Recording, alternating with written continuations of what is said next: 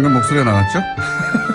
저랑 무슨 대화를 나누고 있었냐면, 이 하와이 음악 왜 나오냐고. 그래서, 저희 대표님이, 예, 청취율 2자릿수 나오면 하와이 보내주기로 했는데 안 보내줘가지고 계속 항의 차원에서. 보내주세요.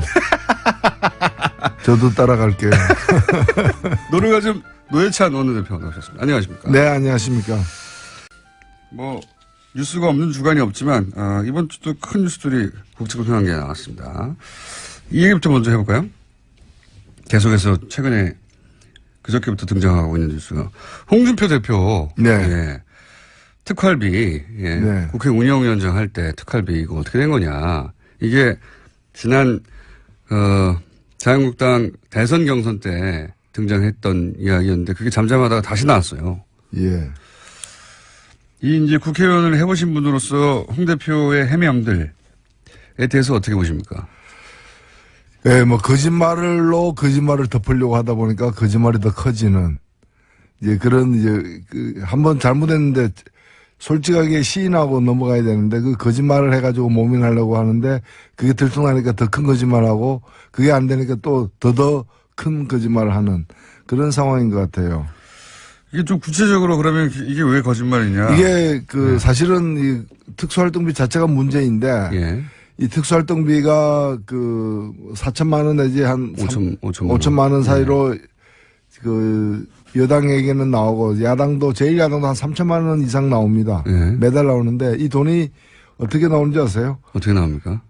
매달 지급되는 돈인데, 예. 4천만 원, 5천만 원 계좌이체 당연히 해야 되는 거잖아요. 네네. 그렇게 안 합니다. 현찰로 나옵니다. 현찰로. 예. 좋네요. 완전히 종이 돈으로 나옵니다.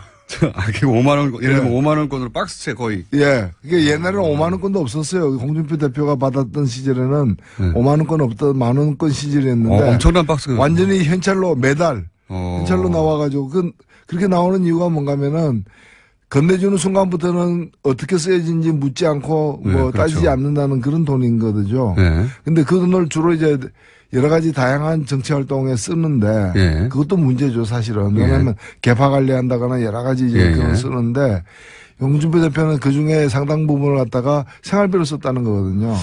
그러니까 이제 이게 공금이기 때문에 다른 용도로 쓰는 것도 공금 횡령에 속하는데, 그러니까 생계형 횡령 범죄죠, 이거는. 예.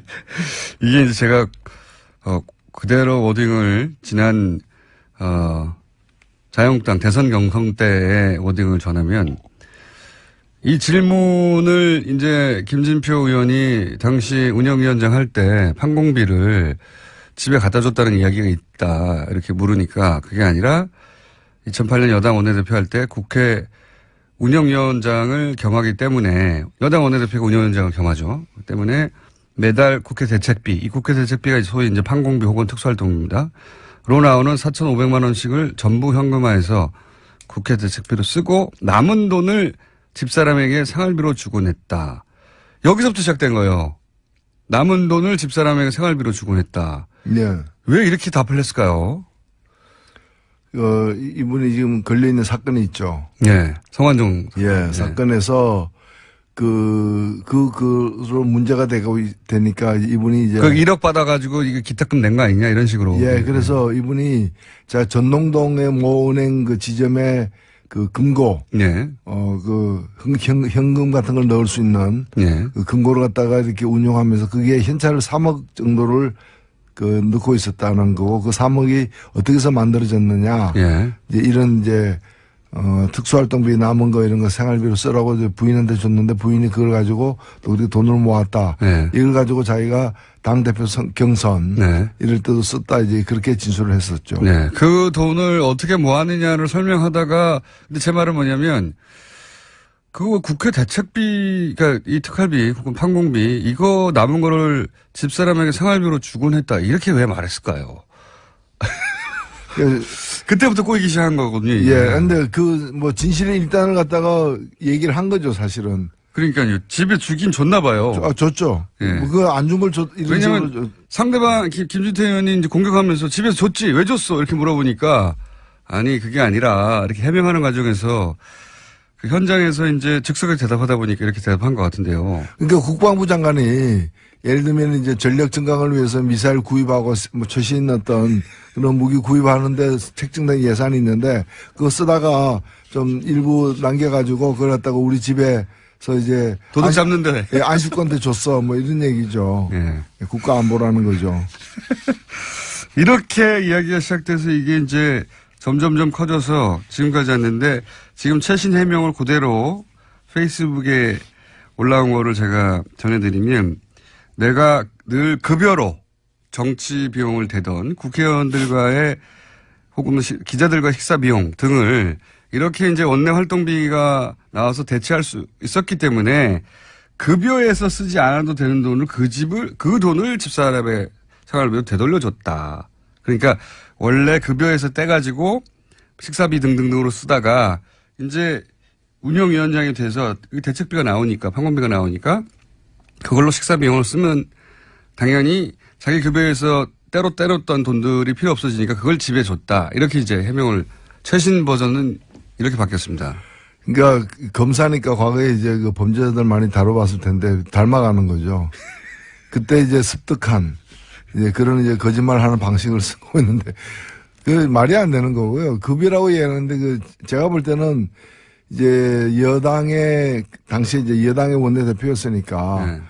의원이니까 의원 세비가 나올 것이고 그건 완전 개인이 다 쓰는 것이고요. 네. 그 외에 이제 당 원내대표로서의 어떤 판공비 같은 것들이 나옵니다. 예, 이게 4, 5천 낸다는 거죠. 예. 당 활동할 때는 그 돈을 쓰는 것이고요. 예. 그 다음에 이제 나오는 이 돈 가지고는 경조사에 뭐 화환 보내는 거 지역구 관리하는 비용 주로 그 개인을 위해서 거의 다 쓰고 있어요. 또 그렇게 용이하게 쓰라. 왜 현찰로 줬는가 하면은 현찰로 달라고 했기 때문에 제가 알아봤어요. 국회 사무처에다가. 이거 왜 현찰로 주나 이렇게 그 큰 거액을 하니까 돈 받는 사람들이 그렇게 달라고 해서 그 굳어졌다는 거예요. 오래전부터 그렇게. 오래전부터 굳어진 거기 때문에 그럼 그 받는 사람들이 왜 그렇게 달라고 했는가? 어차피 이걸 갖다가 이제 밝히기 힘든 용도에 주로 쓰고 있기 때문에 그냥 이제 자국이 남는 은행에다 이체하면 또 이체한 돈을 또 이체할 수도 있고 하기 때문에 다 자국이 남잖아요. 남지 않는 방법으로 이제 현찰로 달라고 했는 거기 때문에 그래서 쓰다가 보면은 남을 수도 있는데 그러면은 이제 자기를 위해서 열심히 일하고 있는 당직자들이라거나 이런 사람들 주면 될 일을 또 그렇게 안 줬다는 거잖아요. 그렇게 보여지는 본인은 부인하고 있습니다. 네. 본인은 부인하고 있고 이 마지막 해명도 저는 약간 논리적으로 좀 말이 안 되는 것 같은 것이 평상시에 급여로 그렇게 식사비를 쓰다가 기자들이나 이런 사람들하고 이 이제 원내대표가 돼서 이 판공비가 나와서 더 이상 그 돈은 내 돈을 안 써도 되고 그 판공비 나온 거로 쓸 수 있게 되어서 이제 이 집에다가 급여에서 따로 떼뒀던 그 돈을 돌려줬다는 거잖아요, 집에. 근데 그거는 그러면 한 번 있었어야죠. 처음에 그렇죠. 판공비 한 번 나올 때. 그다음부터 판공비가 계속 나오는데 따로 떼놓을 필요가 없지 않습니까, 그다음부터는. 그러니까 여하튼 결과적으로 보면 계속 그 집에다가 돈을 줬는데. 예, 주곤 했다고 했으니까. 예, 줬다는 걸 갖다가 시인하는 거고 그 돈이 이제 한 번 정도는 이제 처음에는 이제 자기 급여로 줬는데 나중에는 이제 급여로 쓰던 어떤 기자들 접대비나 이런 것들을 갖다가 이제 특수활동비로 하게 되면서 남는 돈을 집에다 줬다. 이런 식으로 둘러치고 있는 거죠. 좀 말이 꼬여가지고요. 예.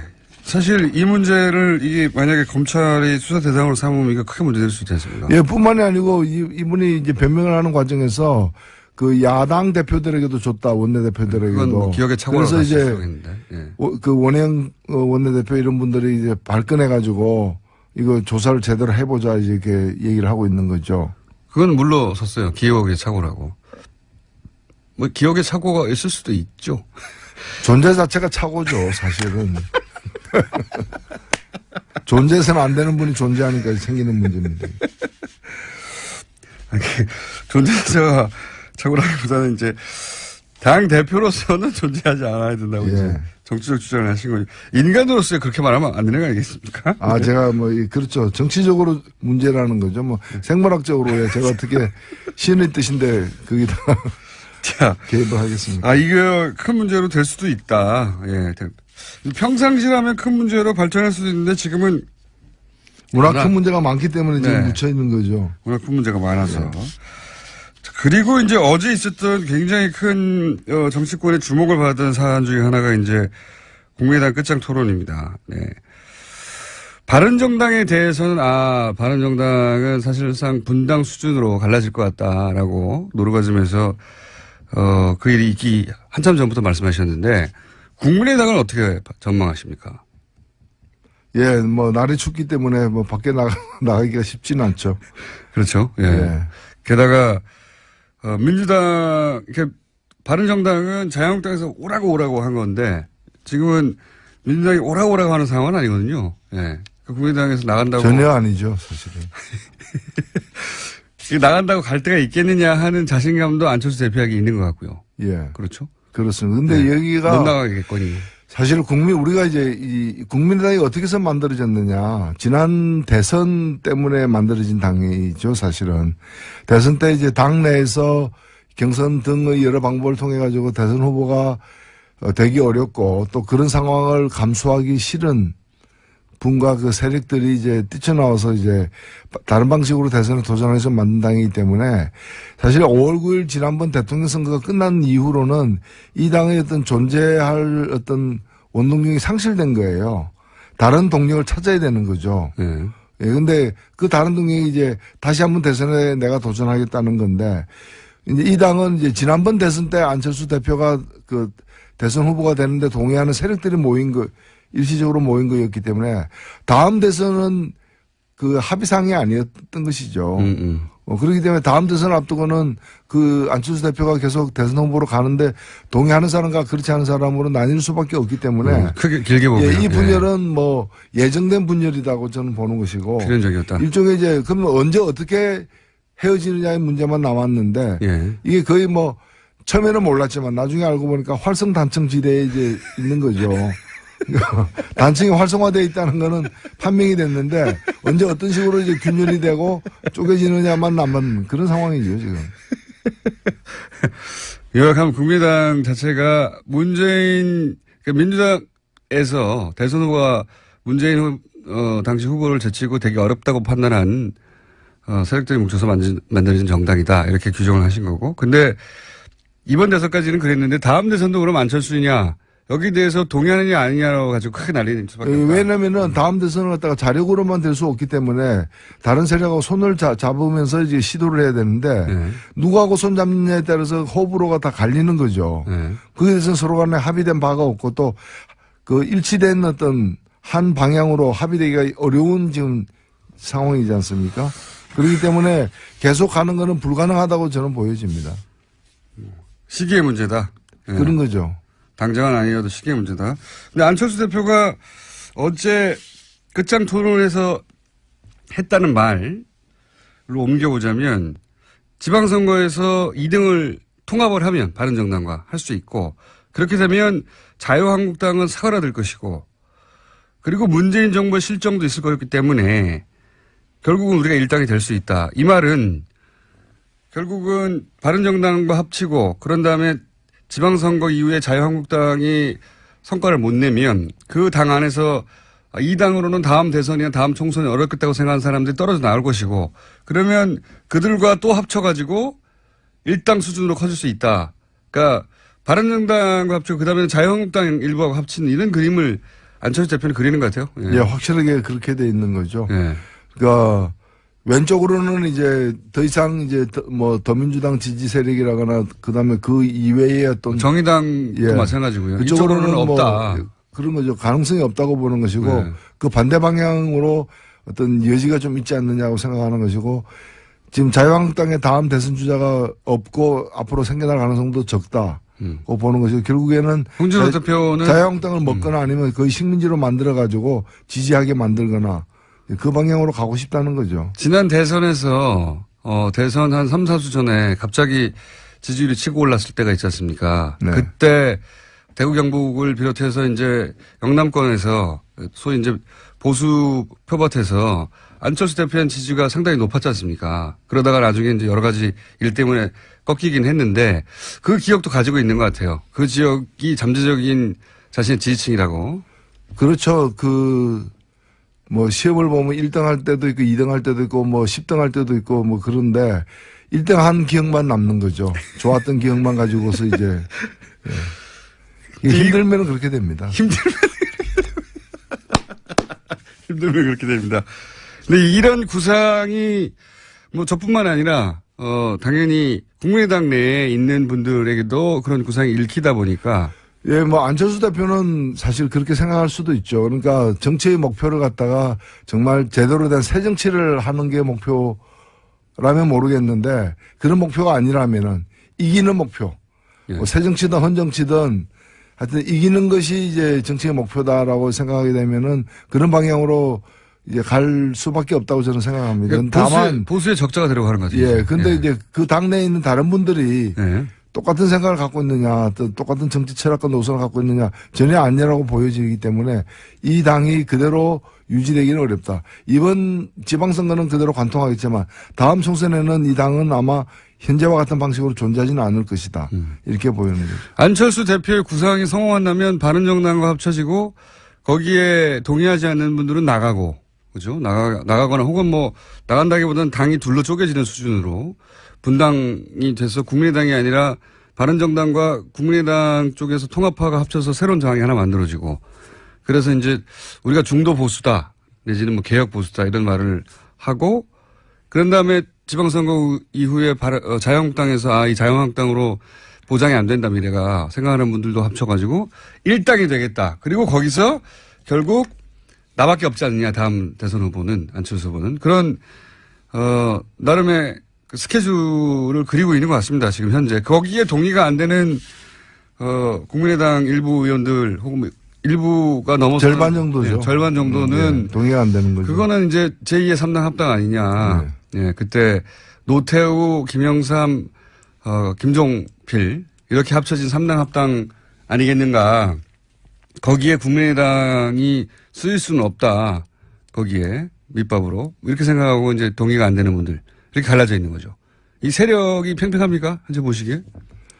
글쎄요. 제가 볼 때는 지금 우리 정치가 이번에 그 촛불 이후에 그 장기적으로 보면은 그 삼김 정치로 이제 영남, 호남 대립구도를 기본으로 하면서 이렇게 보수 진보 내지 어떤 개혁과 예. 수구 이런 식으로 해가지고 편성되어서 한 30년을 왔는데. 예, 3당 합당 이후에 예, 그랬죠. 새로운 어떤 정치 지형으로 가는 어떤 그 과도기에 지금 들었었다고 보여집니다. 보여지는데 저는 지금 필요한 건 뭔가면은 보수의 혁신 그리고 이제 진보나 개혁 진영 같은 경우에도 정말 좀 새로운 어떤 패러다임으로 전체 지형을 더 재편을 요구받고 있는 상황인데 지금 어떻게 보면 안철수 대표의 생각은 구정치 질서가 그대로 유지된다는 전제하에서 거기서 이제 합종연행의 어떤 룰을 바꿔가지고 이기겠다는 거거든요.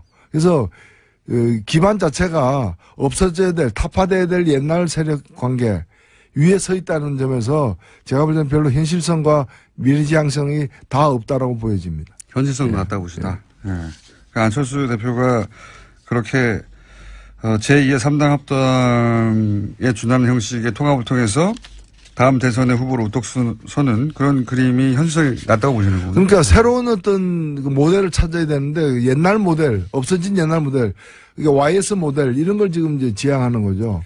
그러니까 하다가 안 돼, DJ 모델 쫓다가 안 되니까 YS 모델 쫓고 더 안 되면 무슨 뭐 전두환 모델로 갈 겁니까? 과거 지향적이라고 보는 거죠. 그건 불가능할 것 같아요. 예. 예. 지금 지진 대책 관련해 가지고 이제 정부가 여러 가지 대안을 내놓고 있는데 그 전에 유해 최고위원이 포항 지진에 관해서 이제 이게 하늘, 예, 하늘이 경고한 것이다. 이렇게 표현한 것에 대해서는 어떻게 보십니까? 예, 그 말은 이제 그 포항 지진을 향해서 한 말이라기보다는 다른 정치적 공방 속에서 그 포항 지진을 끄집어낸 건데요. 문재인 정부가 얼마나 잘못했길래 이런 일까지 벌어졌냐, 뭐 이렇게 연결한 건데요. 예. 저는 뭐 정치적 견해는 차이가 있을 수 있고 또 정당에 따르면 그런 뭐 공방을 하다 보면 거친 언사를 쓸 수는 있는데 우리 국민 누가 보더라도 이제 불행한 사태. 지금 포항 시민들이 겪고 있는 그 아픔이라거나 걱정이라거나 불안은 대단히 좀 우리가 동참해야 되는 그런 생각들 아니겠습니까? 근데 그 불행을 가지고 어떤 다른 어떤 정치적 공방의 소재로 삼는 것은 그야말로 천벌을 받을 일이죠. 포항 시민, 아니, 저도 그 포항 시민들 뭐 선거 모으는데 저도 뭐 동참하기도 했는데요. 포항 지진에 대한 어떤 우리가 이제 좀 격려하고 위로하는 차원에서 국민들 선검도 모으고 있는 그런 불행한 사태인데 그걸 가지고 이제 뭐 복권을 갖다가 복권 당첨되면은 그 돈 그쪽에 쓰라는 말까지 하는 걸 보면은 정말 포항 시민들 알기를 뭘로 아느냐라는 저는 참 걱정이 되는 겁니다. 자, 요 얘기는 예상했던 바고요. 의견이 예상했던 바인데 몇 가지만 짚었는데 오늘 시간이 다 됐습니다. 자, 지금 정의당 1분 30초인데 예. 정의당 어떻게 돼가는지 간만에 좀 알려주십시오. 예, 저는 지금 정의당에 대한 걱정이 참 많은데요. 지금이야말로 좀 기회고 찬스인데. 예. 정의당이 한편으로 보면은 이 여론조사에서 다른 당보다 조금씩 앞서가지고 예. 3등으로 나올 때도 꽤 있어요. 근데 여기에 좀 자족하고 있을 때가 아니다. 정의당이 지난번 대통령 선거 이후로 지지율이 너무 변동이 없다. 5% 수준을 뭔가 계속, 필요합니다. 예. 5% 수준을 계속 이제 지금 유지하고 있는데 그러다 보니까 다른 당이 못해가지고 3등이 되는 거지 정의당이 잘해가지고 3등이 된 게 아니라는 거죠. 예. 그래서 지금처럼 국민들이 제대로 된 정치에 대한 관심과 참여의 열기가 높은 때 정의당이 좀 성적을 쭉쭉 뽑아내야 되는 거 아니냐. 그러면 다음 주에는 말이죠. 지금 이번 주 시간이 다 됐고 정의당을 어떻게 하면 쭉쭉 뽑을 수 있는가. 예, 정의당의 지지율 두 자릿수에 진입해야 될 절호의 찬스다. 그 프로젝트를 다음 주에 설명해 주십시오. 예, 그렇게 하겠습니다. 잘 될까요? 자, 잘 돼야 됩니다. 그래서 그거 하고 나서 하와이를 같이 가시는 걸로. 아, 예. 한 번도 못 가봤기 때문에 한번 가보고 싶네요. 알겠습니다. 대표님 들으셨죠? 네, TBS 대표님께 말씀드린 것 같습니다. 지금까지 노회찬